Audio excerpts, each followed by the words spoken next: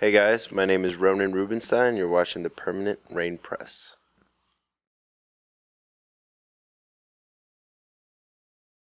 Hey everyone, it's Chloe from the Permanent Rain Press. Today I am here with Ronen Rubinstein. Hello, how are you today? Good, thank you for coming. Thank you for having us. Really excited to talk to you about a lot of projects you've been working on lately. But first off, I wanted to start with talking a bit about school. You graduated from New York Film Academy. Did you always know you wanted to pursue a career in the arts? It didn't really hit me until high school. And then after high school, I kind of had to figure out where to go to college.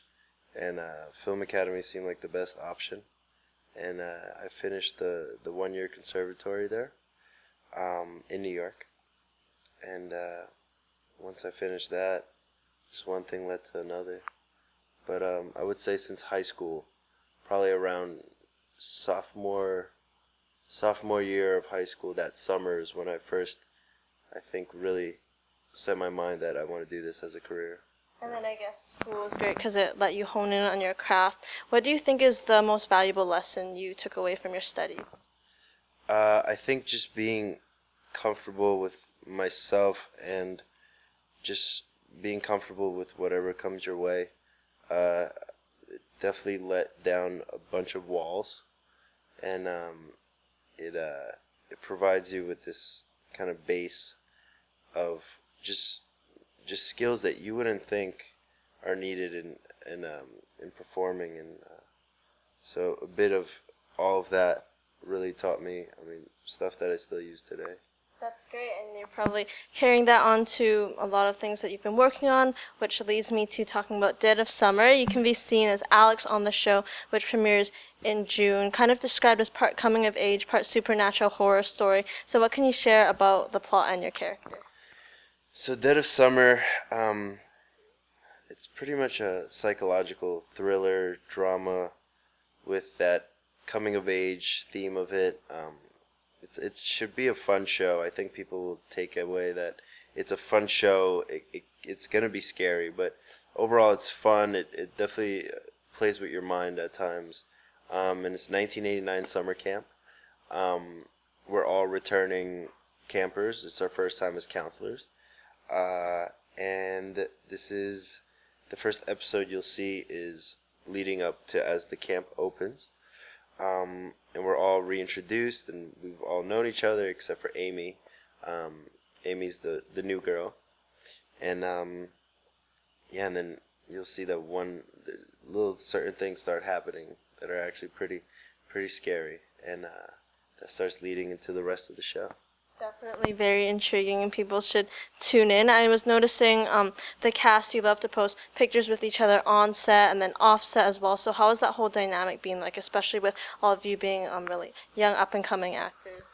Well, it was, I don't know what, I guess the stars aligned, but literally in the first week, we all hit it off so strong that it felt like we'd known each other forever. You really had been going to camp for years together, right? Exactly, and you can't really plan for that, and you always have that thought in your head is how are we going to get along with the rest of the cast, especially when it's an ensemble piece and it's a lot of people and you're going to be with them a lot of the time.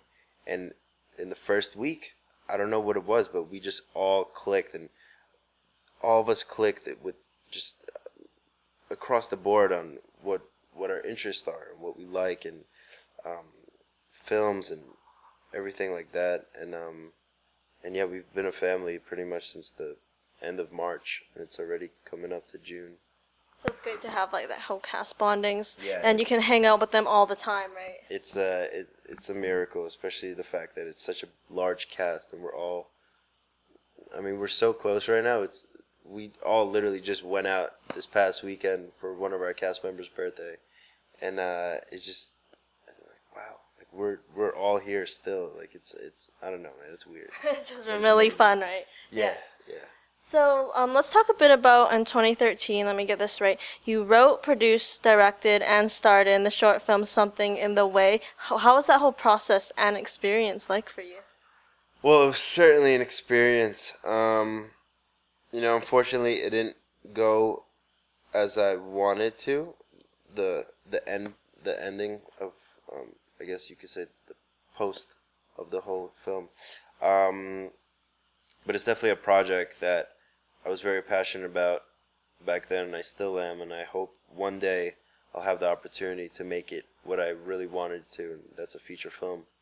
And yeah, I just pretty much figured I'll take as many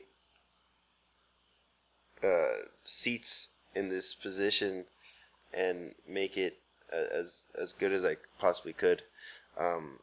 So yeah, I ended up directing it, and I wrote it when I was 16, and then started writing it over and over up until 2013 when I actually found the right people that believed in it and were able to fund it. And yeah, I think that was one of the biggest lessons that I learned as an actor, and just as an artist across the board, and definitely the business part of it. Never easy jumping right into it, right? No, not at all, not at all. Especially, it doesn't matter if you have a great film or a bad film. It just takes that certain person to greenlight it. And yeah, it definitely taught me a lot, and it taught me about how every single person is essential to the entire piece, from the crew to the actors to the writers to the directors to the cameramen. Every single person is so essential that it really is a team effort, and I think that really opened my eyes to going forward in my career and appreciating every single person working on whatever I've been working on. So, yeah, hopefully, I know you're focusing on acting now, but hopefully in the future, as you mentioned, you'll get the opportunity to work back on that project again. Yeah, absolutely. It's definitely a passion of mine. It's back here, so one day, hopefully. But I would love for it to be a feature. So, yeah, we'll see. So a couple of other projects you've recently been a part of, Smartass and Dude. So what can you share about these two films? Will we be seeing them on the film festival circuit anytime soon? So Smartass is a film I did last year in Los Angeles. It's with Joey King, and it's directed by Jenna Serbu, and this is going to be her first feature, her debut. Really brilliant woman. She had this image and vision of a coming-of-age film in 1988 East Los Angeles, which was a very, very difficult time, gangs, etc. And Joey plays a young girl who runs away from home, runs away to East LA for some reason, comes across my character, and it becomes a coming of age / crime / it seems like there might be some romance in it, and I believe that is going to be just sold, and I don't think it's going to make the festival circuit. But I don't know. The producers have been trying to push it to festivals, but so far, from what I heard, I think there's just going to be sold, and you're going to be able to watch it on demand, etc. And then Dude, man, Dude, we just finished, let's see. End of last year sometime? Yeah, very, very, very end of last year. And it is currently in post-production. And I think, I have a very good feeling that will be in festivals and independent theaters. And yeah, that is a hard coming-of-age film about 4 girls in high school. And it really takes a turn on showing what girls go through, as opposed to usually a heavy male cast in those kind of films. It shows senior year leading up to prom, and what all the stress and all the crazy ups and downs that high school is.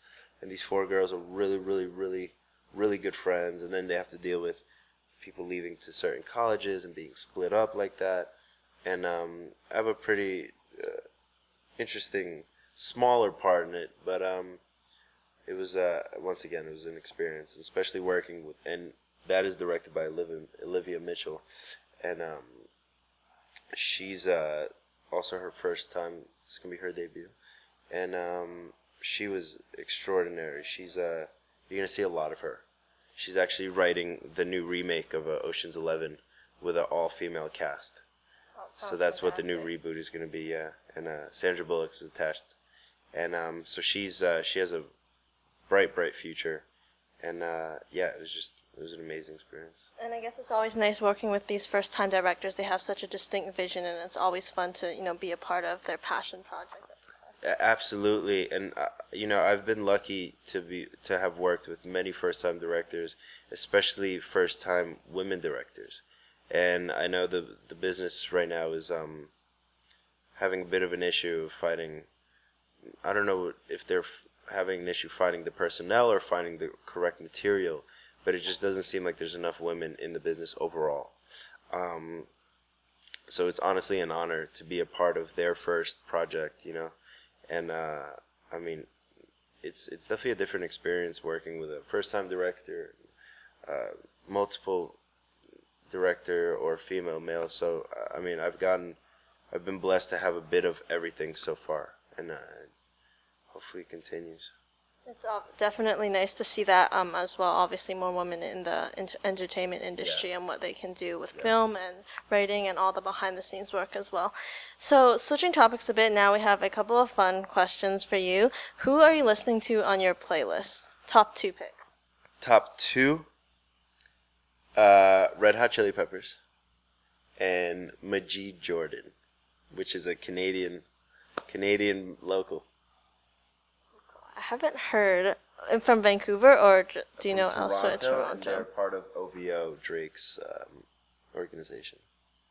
Is there a movie character, on screen, or maybe one, like a kind of character type that you have yet to play that you hope to in the future?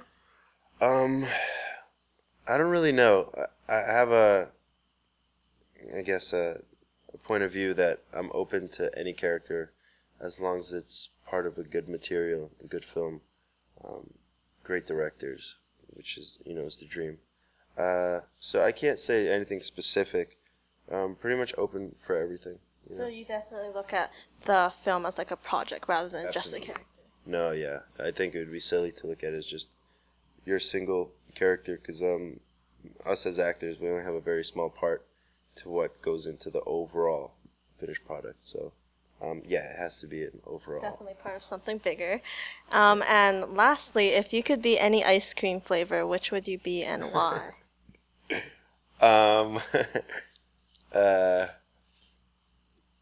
Birthday cake remix, or just birthday cake. We call it remix on the East Coast. But birthday cake.